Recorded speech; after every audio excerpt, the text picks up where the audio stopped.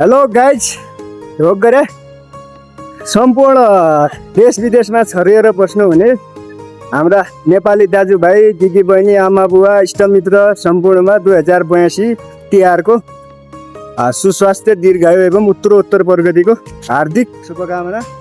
कोले भिडियो कहाँबाट हेर्दछ एक कमेन्ट लाइक शेयर सब्सक्राइब गरिदिए र आदमी यहाँ भाइहरू छन्।